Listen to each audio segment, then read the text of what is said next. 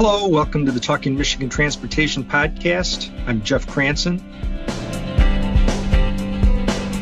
This week, the Michigan Department of Transportation held public hearings for people to weigh in with comments on some new administrative rules that have been proposed to guide the department and its employees in how it deals with people who are camping or staying for long periods of time on MDOT facilities. These could include rest areas or carpool lots, or even underneath the overpasses, basically freeway bridges. These often present a danger to the people and to others. Sometimes there have been fires started, and obviously that's a problem, especially if they're near gas lines or other utilities, which are sometimes at these facilities under the overpasses especially. So this is not an effort to just indiscriminately roust people. There's been a lot of discussion in the department, and a lot of people have worked very hard and patiently to try to be as compassionate as possible and try to bring in the help from other state agencies, the Michigan State Housing Development Authority and the Michigan Department of Health and Human Services, among others, including nonprofit groups. But there are also a lot of resource challenges there. The department has had a funding crisis for decades. Everybody should know that by now, and finding the resources to deal with these problems takes resources away from other things like basic maintenance of the roads. So I think that it's only fair to think about what the right resources are for these agencies and try to connect people with those and deal with this as the very human problem and problem that confronts all of society that it is. Greg Losch, who is the University Region Engineer for the Michigan Department of Transportation, has taken the lead on working with the other state agencies on these rules and was the one to speak about this at the public hearings. So I wanted to catch up with him and let him explain how this all came to be and what the thoughts are behind it. So I hope you learn from the conversation. So Greg Losch, first-time visitor to the Talking Michigan Transportation Podcast. Thank you for taking time to do this. Talk a little bit first about what you do as the University Region Engineer. That means that you're the head administrator over one of MDOT's 7 regions, yours being called the University Region because it takes in our 2 biggest public universities, among many other counties and cities. So talk about your role there and then how it fell on you to kind of shepherd through this administrative rules process.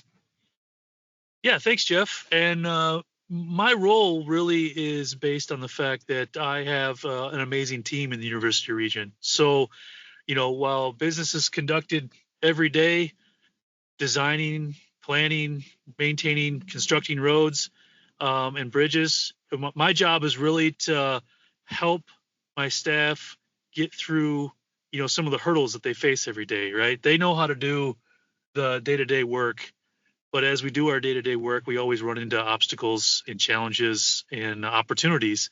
And my job is to find a way to be helpful and get through those with my team. So, and the reason I'm working on administrative rules is over the past number of years, we have really struggled to basically address complaints and respond to complaints from the public regarding our public facilities that MDOT has jurisdiction over.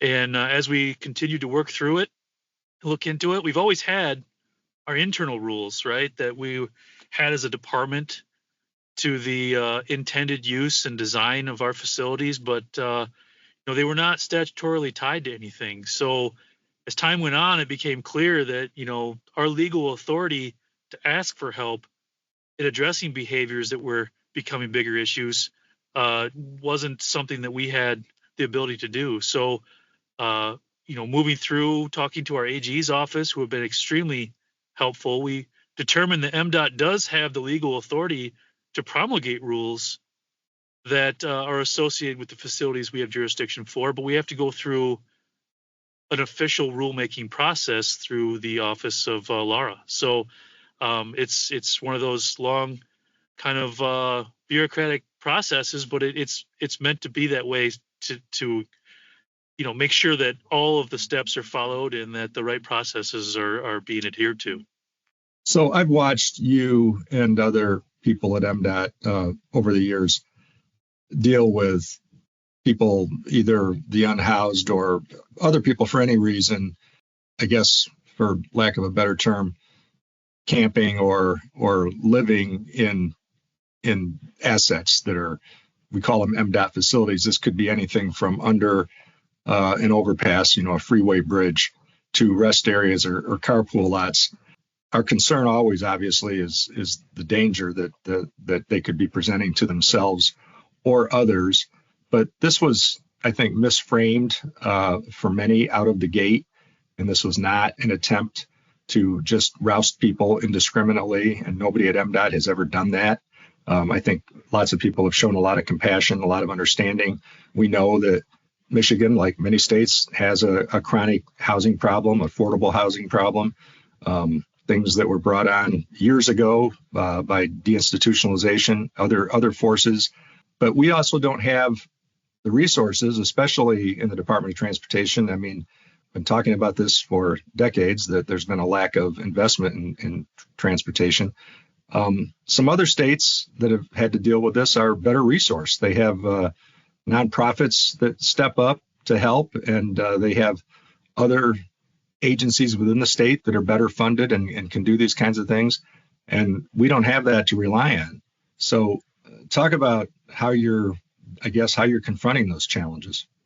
Yeah, so that is one of the focus areas that seems to be a lot of the concerns from the public, is that it's been framed kind of that we are criminalizing the homeless or the unhoused. And internally at MDOT, we sat down and looked at the list of issues that we are facing across our network and with our facilities, and the list of issues that we're trying to address were basically drafted into the draft rules that we have now. So what we are trying to address are a number of different things. And yes, we're looking at trying to establish short-term timeframes at our rest areas so that the expectations are clear that, pull in, close your eyes, rest up. 48 hours is still quite a bit of time. And, a lot of times we look at that and we're just saying we're very open, and we invite the public to rest at our rest areas. We're trying to limit that time frame so that it's clear and the expectations are clear that we don't anticipate people staying for long-term stays at our rest areas, because we don't design or maintain them for that. And that's just one aspect of the rules. But there is a lot of need out there. I've worked with MDHHS and MSHDA, and the need and the draw out there. The numbers are increasing, right? There's more and more homelessness due to our market, our housing market, and a lot of the other economical factors that are being basically drawn out in our society, and the resources that they need to provide resources to the vulnerable populations are not being increased.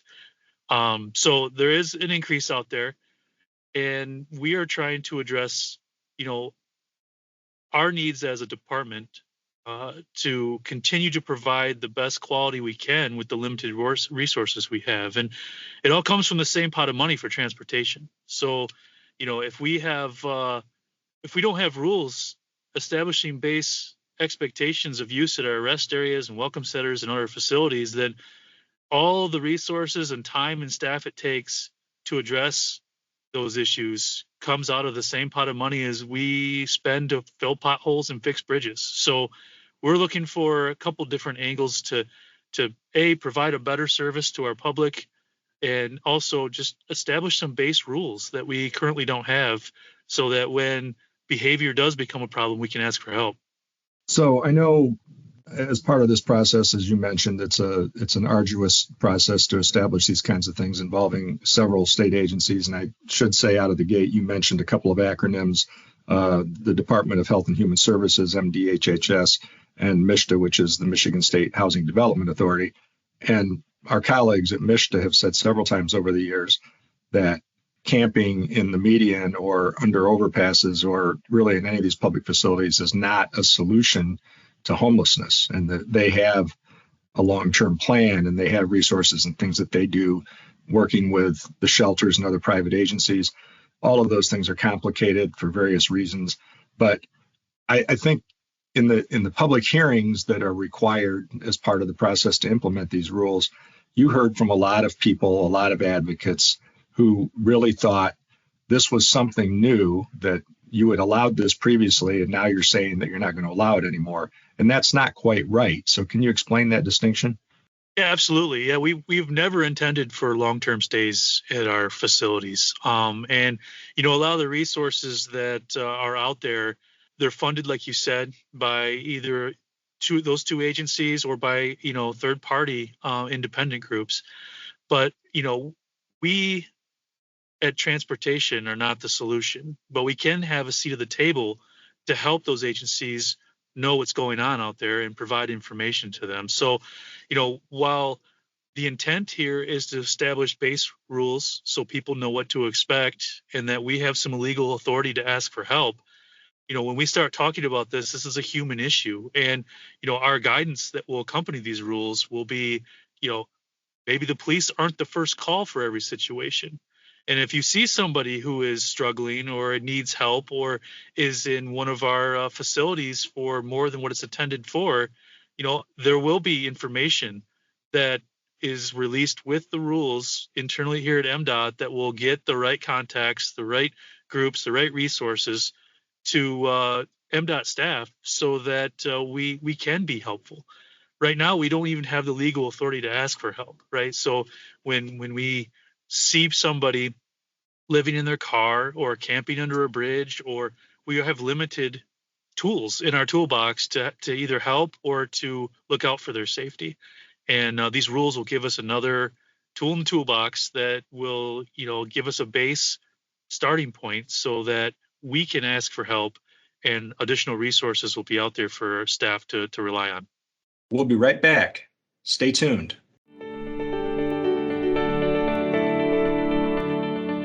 Even with the best planning, backups and traffic congestion can occur during road construction. This can pose hazardous situations for both motorists and construction workers, particularly when drivers are distracted.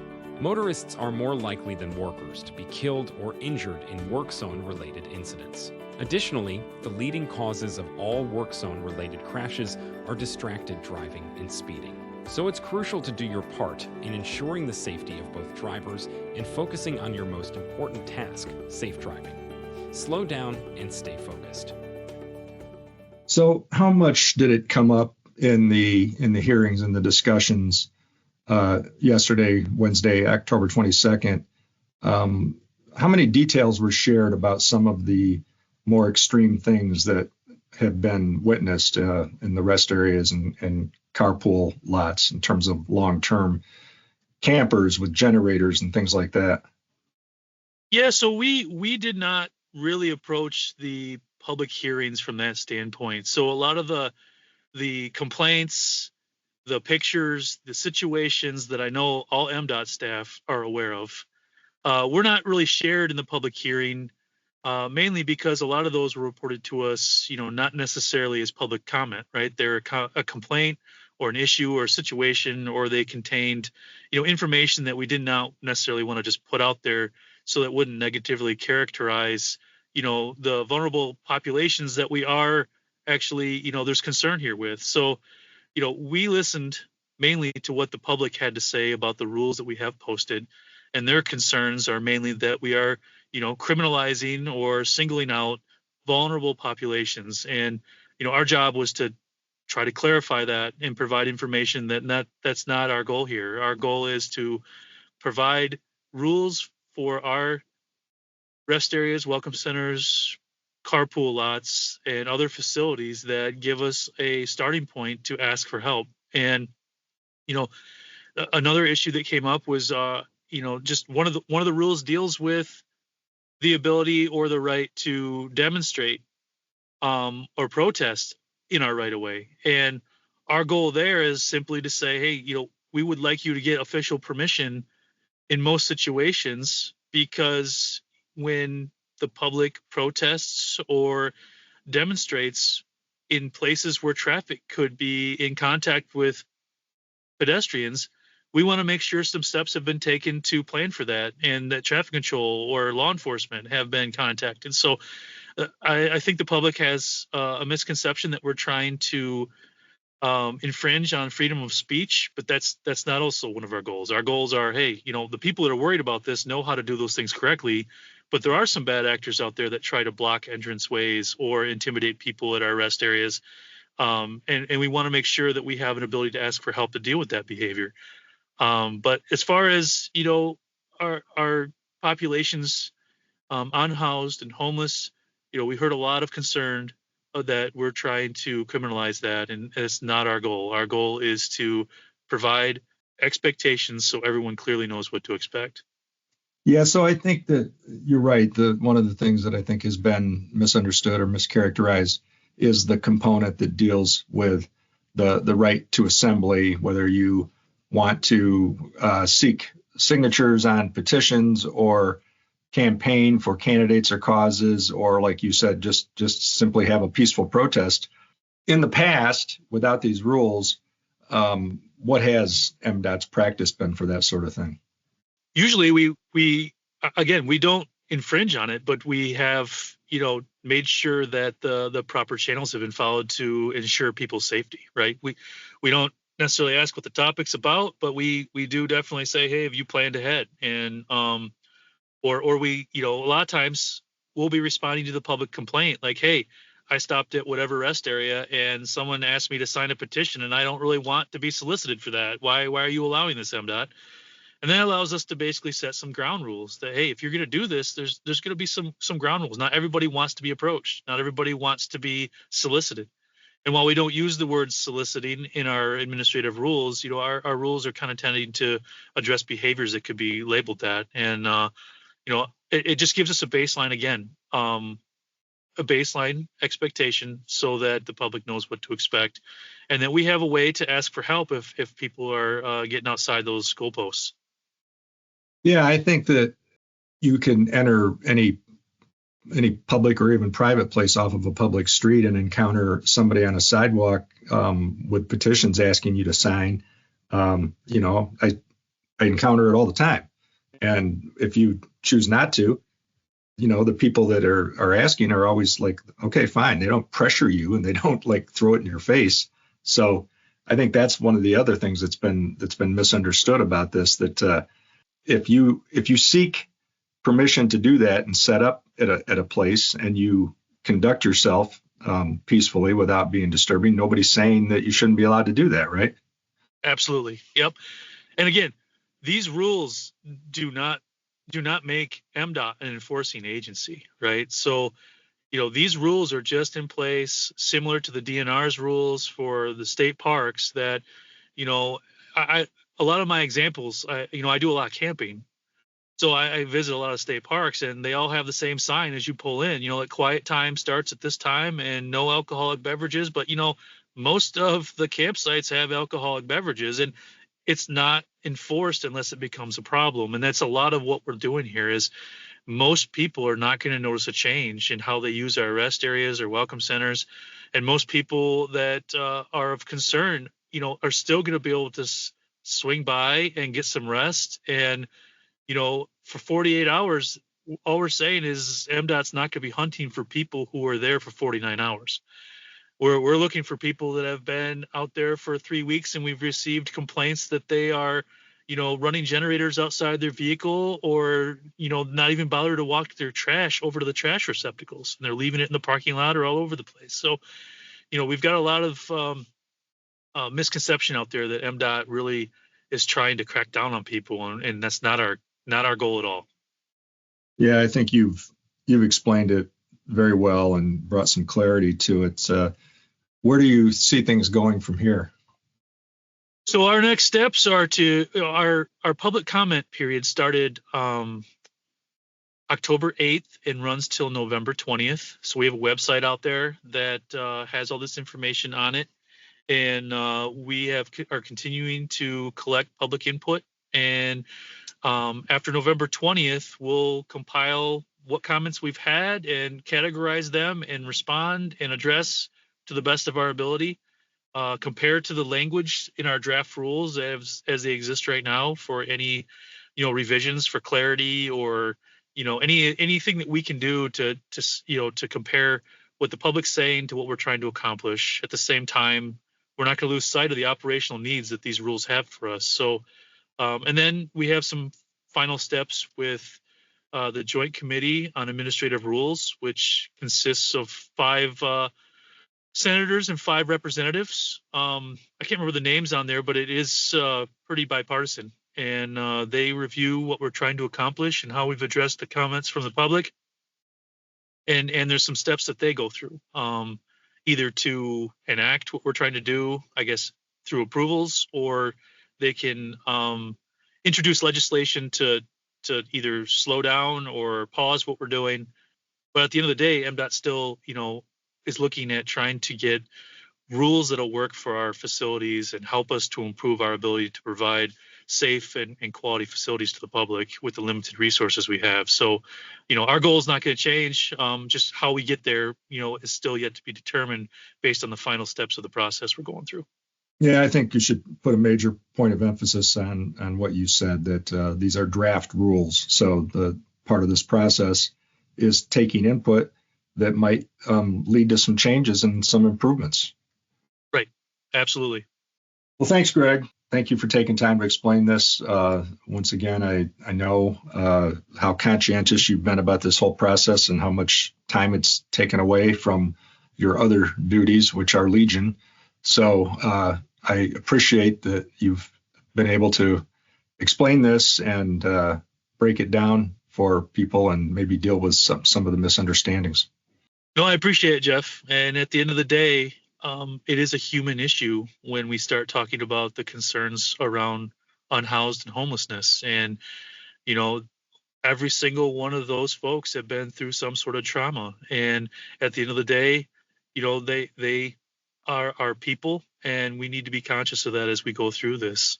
So yeah, it's definitely not an easy topic and not one I went to school for, but it's definitely, I do see it being important to our department, and I'm going to stick with it. Yeah, I was going to ask you how many of your classes in your civil engineering curriculum dealt with this. Yeah, 0. Yeah. No, I appreciate that you also stated it that way. It's very much a human issue. It's a challenge. It's a whole of government. It's nonprofit agencies.